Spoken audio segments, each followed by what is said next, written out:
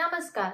तर वॉकिंग चालणे ही एक खूप सोपी एक्सरसाइज आहे आणि लहानांपासून मोठ्यांपर्यंत ना वॉकिंग कोणीही करू शकतं. त्याचे खूप जास्त हेल्थ बेनिफिट्स पण आहेत.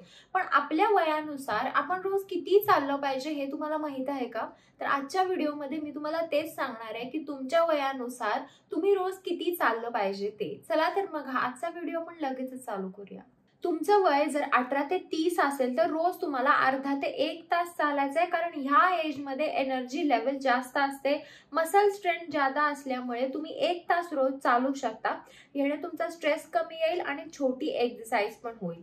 जर तुमचं वय 31 ते 50 वर्ष असेल तर रोज अर्धा तास ते 45 मिनिट तुम्ही चालू शकता.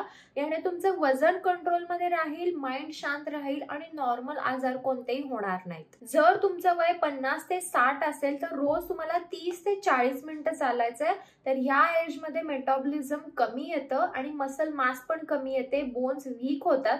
त्यामुळे एक्सरसाइज वॉकिंग कंपल्सरी करा. तुमचं वय जर 60 ते 70 असेल तर रोज तुम्हाला 20 ते 30 मिनिटं रोज चालायचंय, पण स्पीड एकदम कमी ठेवायचा, हळूहळू चालायचंय. तुम्ही फ्रेंड सोबत वगैरे वॉक केला तरी तुमचा मेंटल पीस चांगला राहतो आणि नंतर तुम्हाला कोणताही तोल जाणे किंवा वजन वाढणे असा काही प्रॉब्लेम होत नाही. तुम्ही जर सिनियर असाल तर तुम्ही 15 ते 20 मिनिटं रोज जरी चाललं तरी बास आहे आणि ते पण एकदम तुम्हाला हळूहळू वॉक करायचं. याने ना तुमचे जॉईंट चांगले राहतील, मसल स्ट्रेंथ पण चांगली राहते. त्यामुळे तुम्ही रोज 15 ते 20 मिनिटं चालू शकता. तर हा होता आजचा माझा व्हिडिओ की रोज तुम्ही किती चाललं पाहिजे याच्याबद्दल. तुम्ही रोज चालता का नाही मला कमेंट बॉक्स मध्ये सांगा आणि रोज तुम्ही किती वेळ चालता हे देखील सांगा.